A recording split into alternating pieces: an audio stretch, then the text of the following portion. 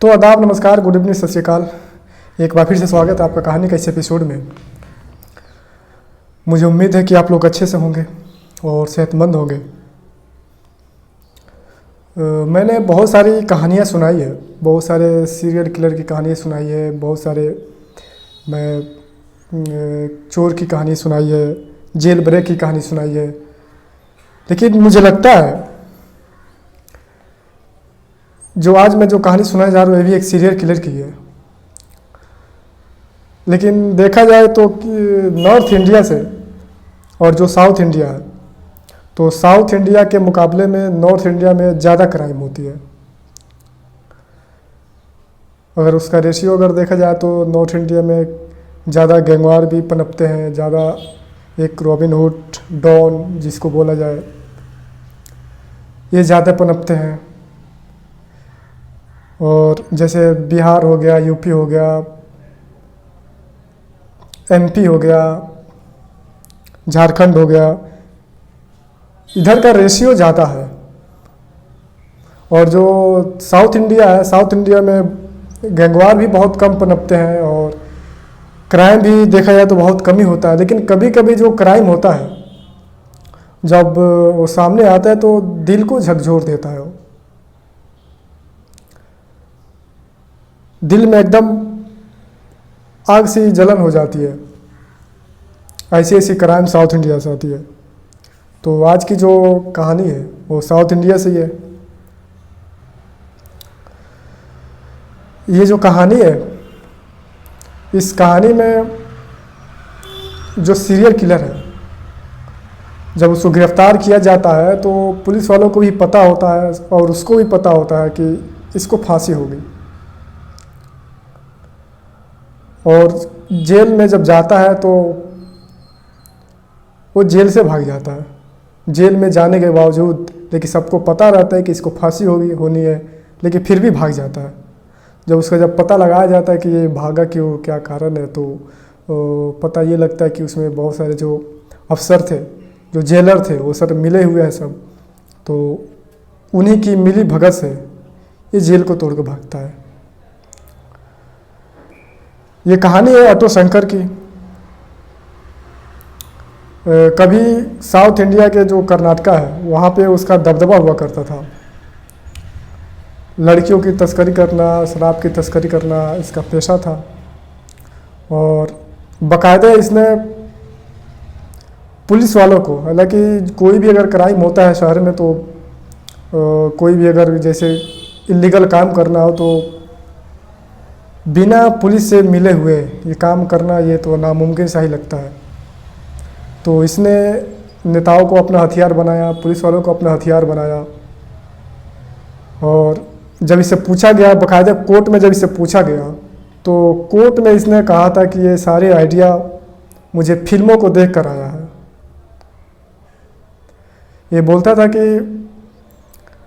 जो फिल्म में जो विलन होते हैं, जो विलन का जो रोल करते हैं, वो लोगों को मारते हैं, तो विलन मुझे हीरो की तरह नज़र आते हैं। तो मैं विलन जैसा बनना चाहता था, इसीलिए मैं लोगों को मारता था। बाकायदा इसने कोर्ट में ये स्टेटमेंट अपना दिया था। बहुत सारे लोगों का कहना है कि जो फिल्म होता है ये समाज के आधार पर बनाए जाते हैं, जो समाज में होता है वही दिखाते हैं, लेकिन यहाँ पे उल्टा है। तो फिल्म को देख के इसने कत्ल करना स्टार्ट किया। और ये भी कहते हैं कि जो क्राइम की जो स्टोरी है, क्राइम को देख देख के बहुत सारे, इस पर भी बहुत बहस चली थी, हालांकि इस बहुत लंबी बहस हो जाती। फिलहाल चलते हैं कहानी की तरफ। तो कहानी की स्टार्ट होती है तमिलनाडु में। उस समय क्या, चेन्नई, इस समय चेन्नई है, चेन्नई उस समय मद्रास हुआ करता था। तो मद्रास में 1955 में एक बिलौर जगह है। बिलौर जगह में गौरी शंकर का जन्म होता है। हालांकि इसका नाम ऑटो शंकर नहीं था, गौरी शंकर ही था। ये ऑटो शंकर क्यों नाम पड़ा, ये तो कहानी के आपको बीच में पता लग जाएगा। तो मद्रास में उसका जन्म होता है, जो आज चेन्नई है। तो मैं मद्रास इसलिए बोलूँगा कि पहले मद्रास हुआ करता था। तो इसका जन्म होता है एक साधारण परिवार में।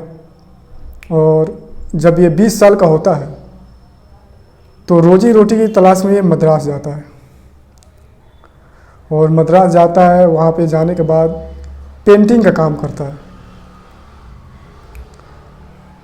और ये पेंटिंग का काम करता है, चित्रकार जो भी असाइनमेंट इसको मिलता है उसको फॉलो करता बनाता है। ये फिल्म का बहुत दीवाना था, खासकर ये साउथ पिक्चर ये बहुत देखता था। तो कहते हैं कि इसने फिल्म के पोस्टर में भी अपना हाथ एक बार जमाया था, वहाँ भी एक बजा के वहाँ पे वो चित्र बनाया था, वहाँ पे पोस्टर बनाया था। तो यही उसका काम था। तो अचानक एक ऐसा वक्त आता है, ऐसा एक टाइम आता है जो इसकी ज़िंदगी को पूरी बदल कर रख देता है। होता ये है कि कर्नाटक में अचानक शराबबंदी की घोषणा की जाती है। और शराबबंदी की जब घोषणा होती है तो बहुत सारे लोगों में इसका बवाल होता है और बहुत सारे लोग इसमें विरोध करते हैं। तो जब विरोध करते हैं तो फिर से ये जो नियम है जो वापस ले लिया जाता है। लेकिन नियम जो वापस लेने के बाद, ये जो लागू होता है उसको वापस लेने के बाद दूसरे गुट के जो महिलाएं होती है, महिलाएं अपना प्रदर्शन को शुरू कर देती हैं।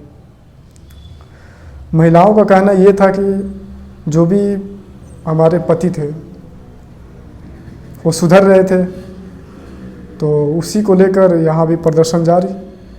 तो फिलहाल फिर कुछ दिन के बाद जब सरकार के ऊपर जब दबाव लगता है, उसको सरकार को ये लगता है कि सरकार मेरी गिर जाएगी, तो फिर से शराबबंदी की घोषणा की जाती है। जब शराबबंदी की घोषणा हो जाती है तो सरकार ने ये सोच कर लगाया था कि ये समाज में कुछ अच्छा होगा, लेकिन यहाँ पे इसका रिएक्शन उल्टा होता है। होता ये है कि वहाँ पे स्मगलिंग का काम बहुत तेज़ी से फैलता है। शराब की स्मगलिंग बहुत ज़ोरों तौर से हो जाता है। तो ये जो गौरी शंकर जो है, जो पेंटिंग का काम करता है, तो देखता है कि उसके बहुत सारे दोस्त वो शराब को लाकर वो ब्लैक में उसको बेचते हैं और उसे 2 गुना 3 गुना ज़्यादा दाम में उसे पैसे कमाते हैं। तो इसने सोचा कि अगर जल्दी पैसा कमाना है तो हमें भी करना चाहिए ये काम। तो जाता है, अपने दोस्तों से मिलता है और वो बोलता है कि मैं भी करना चाहता हूँ। तो उसको बोलते हैं ठीक है, लेकिन जो गैंग होता है इन दोस्तों का, सारे जो शराब की जो तस्करी करते हैं, ये सारे गैंग में बोलते हैं, एक प्लान बनाते हैं कि अब जो शराब जो लेके आएंगे, हालांकि पुलिस का भी जो कभी कभी पकड़ लेती है तो गाड़ी चेक हो जाता है, तो सोचते हैं कि क्यों ना ऑटो से अपना माल को सेल किया जाए। अपना जो माल लेके आएंगे ऑटो, हालांकि जो ऑटो होता है आम पब्लिक के लिए होता है, ज़्यादा पुलिस इस पर पकड़ नहीं करती है। किसी गली में चले जाना, किसी गली में लेके घुस जाना, तो ऑटो इनके लिए बहुत ही अच्छा साधन मिलता है। तो जो गौरी शंकर है वो ऑटो खरीदता है और ऑटो खरीदने के बाद वो शराब की तस्करी में लग जाता है। ये उसका फर्स्ट चांस था जिसने क्राइम की दुनिया में अपना कदम रखा पहली बार। और शराब की तस्करी करना, शराब लाके बेचना, और उससे ज़्यादा जब पैसे कमाने लगा तो इसका तो फिल्म का शौक़ था ही, नाच गाना जो भी हो। तो ये सब चल ही रहा था कि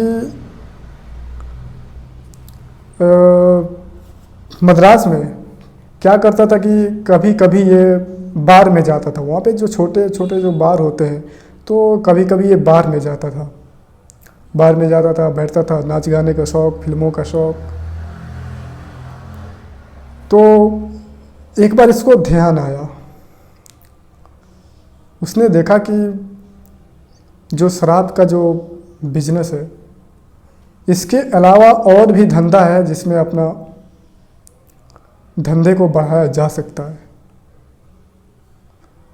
उसने देखा कि बार तो नहीं खुल सकते, लेकिन लड़की की तस्करी की जा सकती है। लड़कियां लाकर लड़की का धंधा आराम से किया जा सकता है।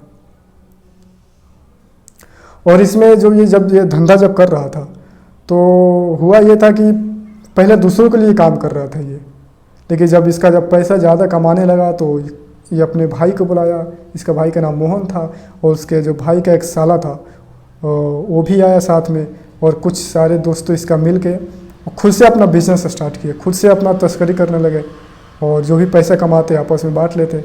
तो इसने सोचा कि लड़की का जो है स्मगलिंग किया जाए, लड़की का तस्करी किया जाए, लड़कियों का धंधा एक सही रहेगा वो शराब के बिजनेस के अलावा।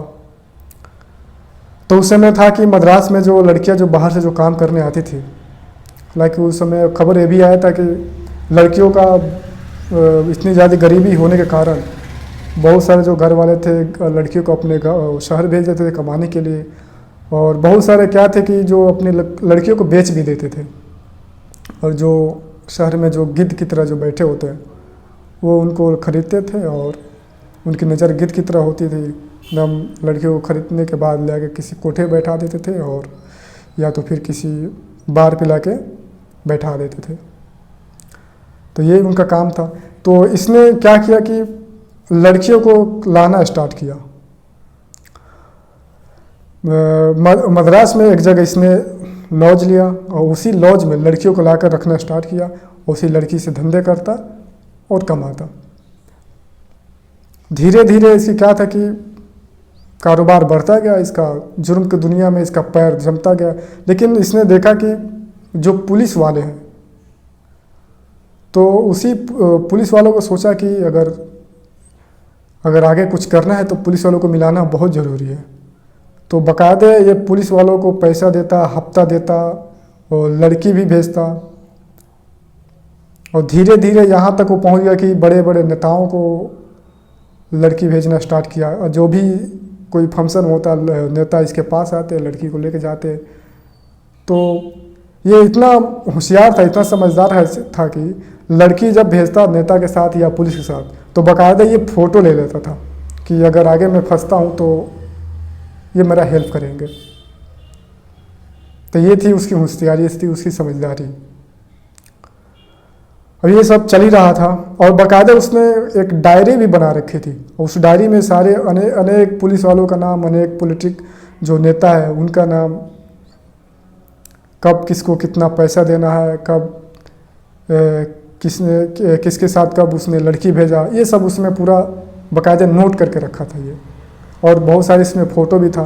तो ये डायरी के बना रखा था, जो बाद में डायरी के जब खुलासा हुआ तो इसको लेकर बहुत सारे बवाल हुआ था और बहुत सारे इसमें पुलिस वाले सस्पेंड किए। हालांकि जो बड़े बड़े जो अधिकारी है उनके ऊपर तो कुछ हुआ नहीं था, लेकिन जो छोटे अधिकारी या छोटे अफसर थे उनके ऊपर ये गाज गिरा था, बहुत सारे को सस्पेंड भी किया था।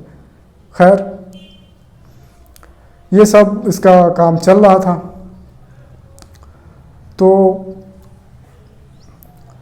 ऐसे एक बार होता ये है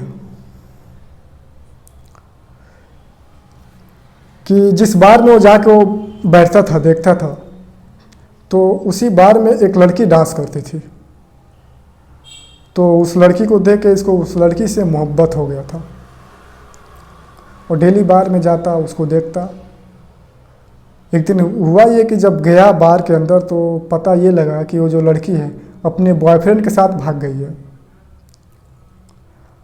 और जब ये सुना कि वो अपने बॉयफ्रेंड के साथ भाग गई है तो इसको बहुत गुस्सा आया, बहुत तेज़ गुस्सा आया और गया अपने आदमियों को बोला। हालांकि इस काम में उसका तो माहिर था, वो इसी काम में उसका एक तरह के वो अपना साम्राज्य खड़ा कर रखा था।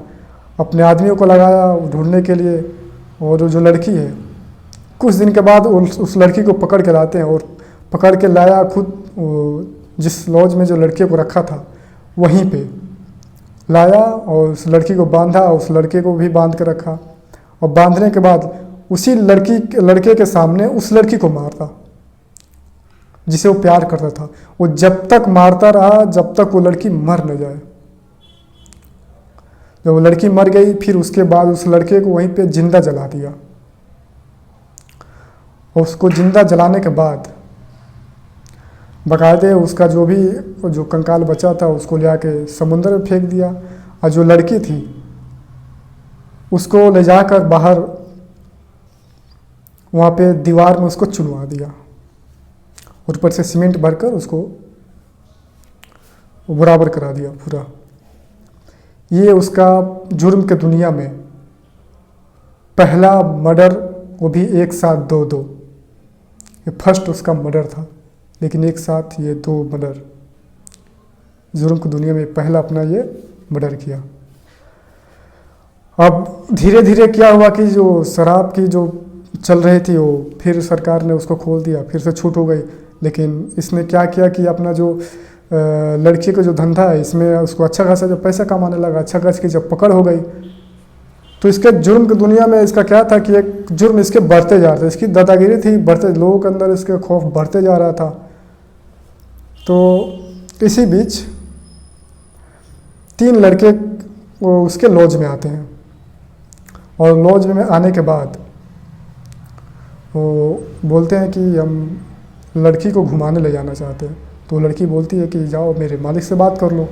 तो जाते हैं, उसके जो चेले चपाटे होते हैं चेले से बात करते हैं, लेकिन चेले ने और गौरीशंकर ने मना कर देता है कि नहीं, आप लड़की को बाहर नहीं ले जा सकते हो।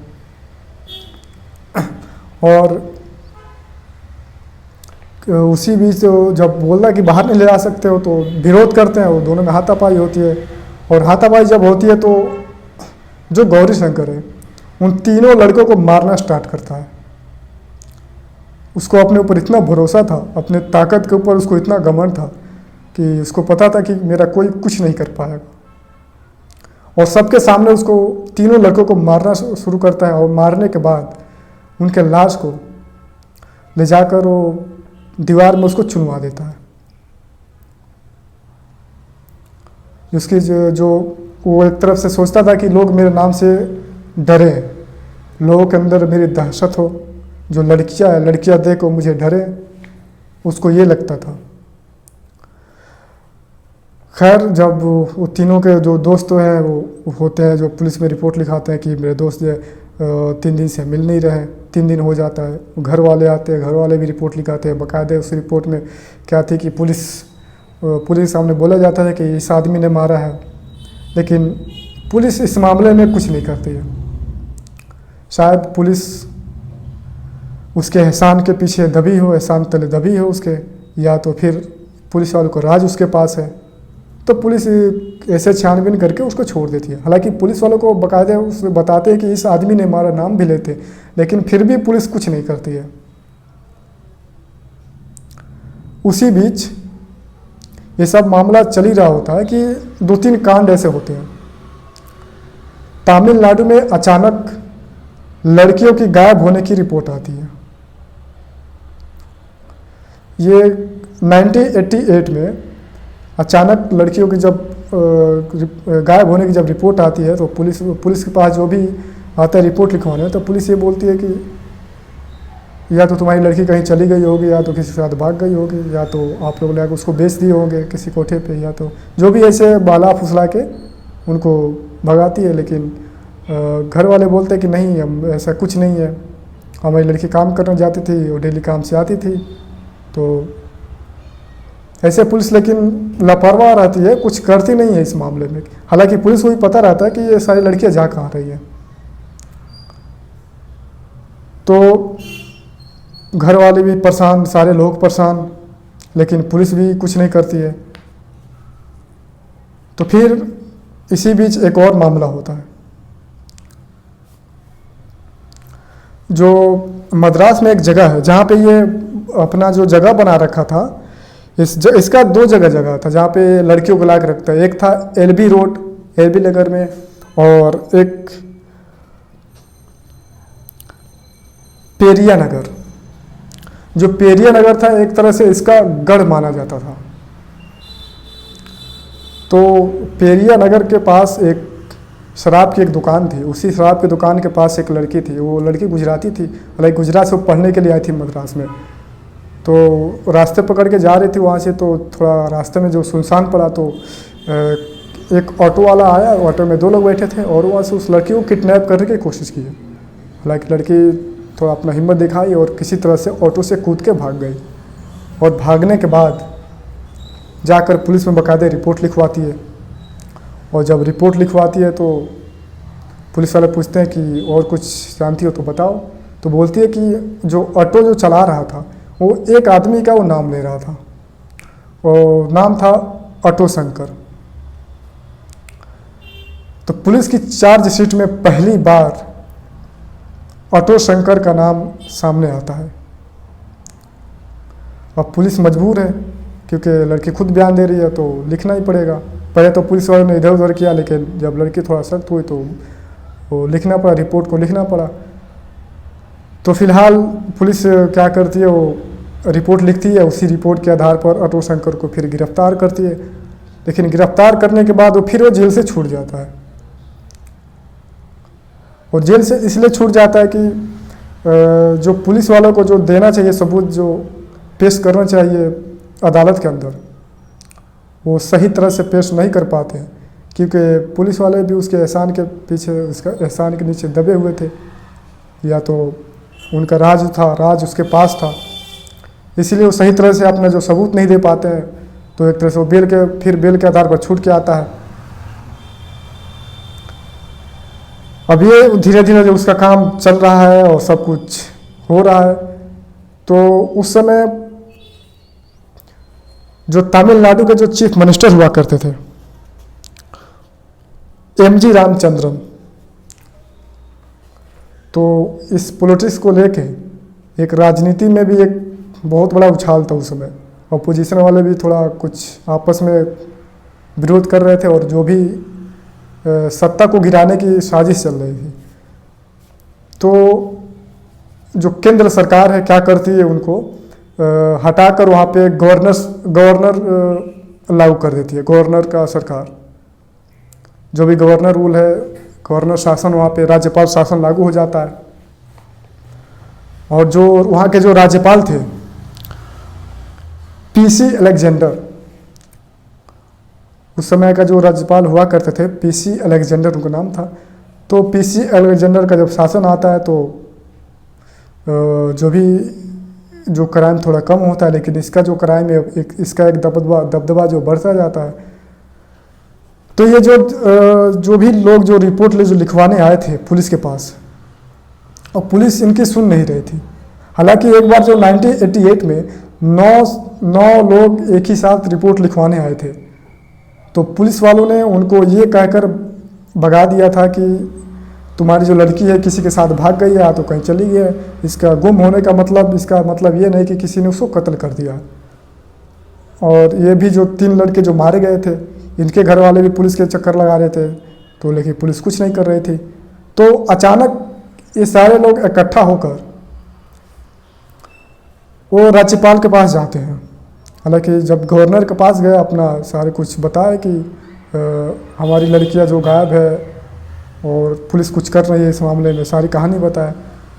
तो जो गवर्नर थे उन्होंने तुरंत इस मामले में अपना संज्ञान लिया और बाकायदे डीजीपी को बुलाए और बोले कि मुझे जो 9 लड़कियां जो गुम हुई है इसका मुझे रिपोर्ट चाहिए।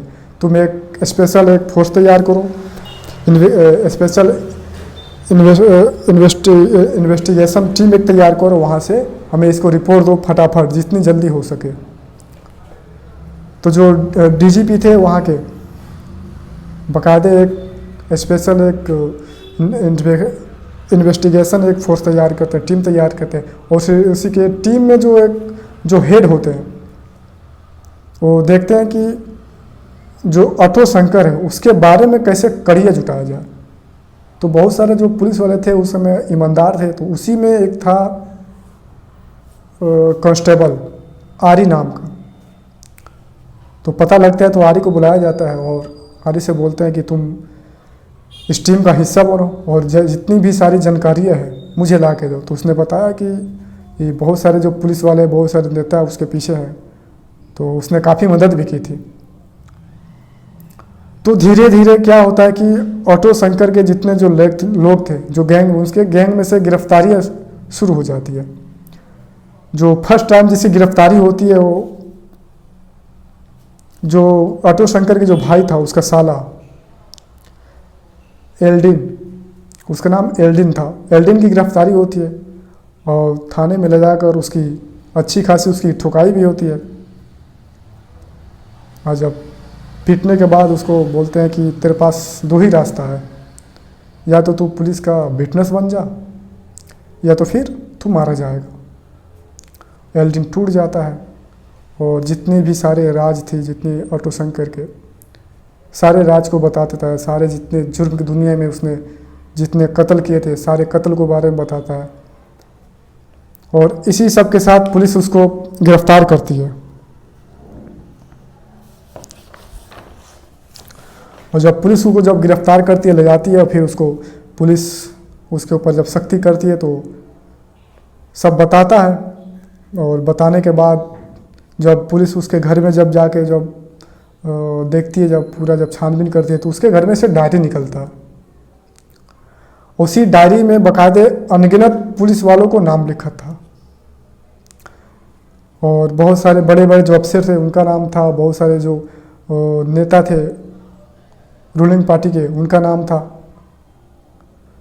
बाद में जो नेता थे उनको साइड कर दिया गया, जो बड़े बड़े जो अफसर थे उनको भी बचाया गया। पुलिस वालों ने भी अपने डिपार्टमेंट का नाम को बदनाम नहीं किया, और लेकिन जो छोटे पुलिस वाले थे उनके ऊपर ये गाज जाके गिरा। कुछ अफसरों को सस्पेंड भी किया गया। और फिर उसे जब पूछती है और जो 9 लड़कियां हैं वो क्या हुआ, तो बोलता है कि जो 9 के 9 लड़कियां सारे मारी गई हैं, लेकिन उनका जो लाश है लाश नहीं मिलता है, क्योंकि वो समुद्र की कहानी थी। उसमें जो समुद्र मारने के बाद वो समुद्र में वो फेंक देता था उसके जला के, और बोलता था कि मुझे मारने में मज़ा आता था।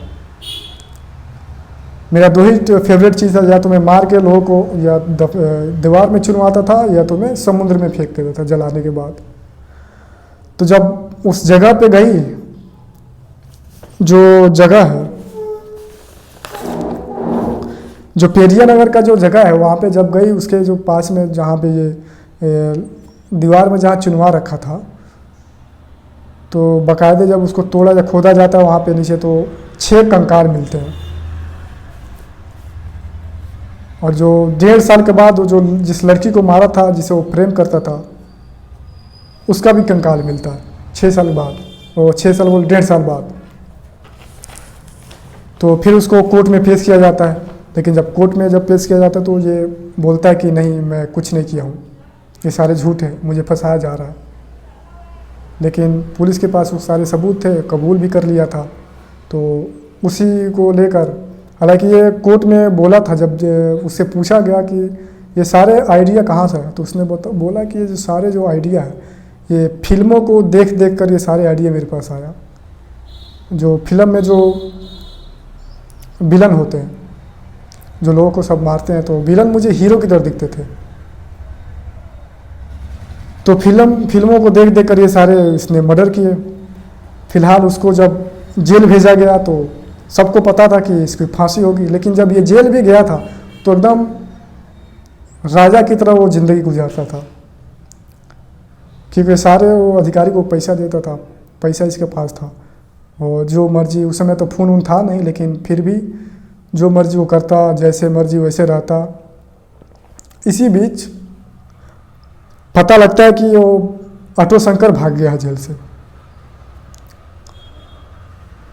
जब पता लगता है भाग गया तो पुलिस उसकी जब छानबीन करती है तो पता लगता है कि उसके भागने में जो जेल के जो अधिकारी हैं उनका भी बहुत बड़ा हाथ है। नहीं तो एक आदमी कैसे भाग सकता है वो जेल तोड़कर, जिसकी खुद की जो उसको यकीन हो कि मुझे फांसी होने वाली है। फिर उसको कुछ दिन के बाद इधर उधर भटकता है और उसको उड़ीसा से गिरफ्तार किया जाता है। जब उसको गिरफ्तार किया जाता है फिर उसको जेल लेके जाया जाता है और उसको स्पेशल एक निगरानी में रखा जाता है। लेकिन इसी भी इसका जो भाई है मोहन, ये भी भाग के एक बार जाता है और 6 महीने बाद इसकी गिरफ्तारी एक पुणे से होती है। तो दोनों की गिरफ्तारी होती है तो फिर दोनों आते हैं जेल में, और इसका कोर्ट का जब मामला चलता रहता है तो 31 मई 1991 को कोर्ट अपना फैसला सुनाती है और इसमें 3 लोगों को सजाए मौत देती है, जिसमें ऑटो शंकर और एल्डिन और एक शिवाजी, ये तीनों को सजाए मौत की फैसला सुनाती है कोर्ट। और इसी बीच जब लोअर कोर्ट फैसला सुनाया, फिर उसने हाई कोर्ट में अपना मर्जी पिटीशन दाखिल किया, फिर वहाँ से उसने उसको बरकरार रखा, फिर उसने सुप्रीम कोर्ट तक गया। सुप्रीम कोर्ट भी लोअर कोर्ट और हाई कोर्ट का बरकरार रखा। तीनों कोर्ट में हारने के बाद ये आखिरकार ये प्रेसिडेंट ऑफ इंडिया के पास अपना मर्जी पिटीशन के लिए याचिका दाखिल करता है। उस समय जो देश के जो प्रेसिडेंट थे वो डॉक्टर शंकर दयाल शर्मा हुआ करते थे। उनके पास ये अर्जी जाती है, तो देखते हैं तो शंकर के जो सारे जितने गुनाह थे उसको देखते हुए वहाँ से उसको खारिज कर देते हैं, हालांकि वो भी इसके ऊपर दया नहीं करते। अब चारों तरफ से थक हार कर सारा जब कुछ नहीं होता है तो फिर वो शांत हो जाता है। लेकिन फिर 27 अप्रैल 1995 को उसको फांसी होती है। जब फांसी होती है तो जब सुबह उसका जब सारे फ्रंट पेज पे आता है फांसी हो गई, तो सारे तमिलनाडु में सन्नाटा कि ये कैसे एक क्रिमिनल पकड़ा गया, क्रिमिनल की कैसे फांसी हुई, ये सारे लोग जानता है। लेकिन देखने वाली बात जब ये है कि वो जिधर रहता था तो जो पेरिया नगर में जो रहता था, जो पेरिया नगर के लोग थे, वो कतई मानने के लिए वो राजी नहीं थे कि जो ऑटो शंकर है वो ऐसा हो सकता है। उनको इतना विश्वास नहीं था कि ये इतना वो कत्ल करके वो दीवार में वो चुनवा रखा है, कि को लोगों को बहुत सारे हेल्प करता था, उसने शादियां भी कर रखी थी खासकर, तो इसलिए लोगों को विश्वास नहीं हो रहा था कि इतना बड़ा कातिल छिपा हुआ था। और लेकिन आज भी वो मानने के लिए तैयार नहीं थे। और बहुत सारे जो पिक्चर भी बनी ऑटो शंकर के नाम पे, तो ऑटो शंकर का एंड हो गया, उसकी कहानी ख़त्म हो गई। और उसके जो लाश है, उसके लाश को हालांकि घर वालों को जब पुलिस ने बोली कि ले जाओ, लेकिन घर वाले भी लेने से मना कर दिए, क्योंकि ये बोले कि ये क्रिमिनल ऐसे जब किया है तो उसका सज़ा यही होनी चाहिए। तो ये थी आज की पूरी कहानी। हालांकि देखने की बात ये है कि इसमें अगर पुलिस वालों का अगर हाथ ना हो तो कोई भी, मुझे लगता है कि कोई भी आदमी या कोई भी क्रिमिनल इस हद तक आगे नहीं बढ़ सकता। तो इसमें कहीं ना कहीं पुलिस का हाथ था, नेताओं का हाथ था। तो इसीलिए वो एक गांव से आकर वो इतना बड़ा क्रिमिनल बन गया। तो फिलहाल कहानी अब यहीं ख़त्म होती है। जब तक मिलते हैं फिर अगले एपिसोड में, जब तक आप अपना बहुत अच्छे से ख्याल रखिएगा। बहुत बहुत धन्यवाद। Thank you so much.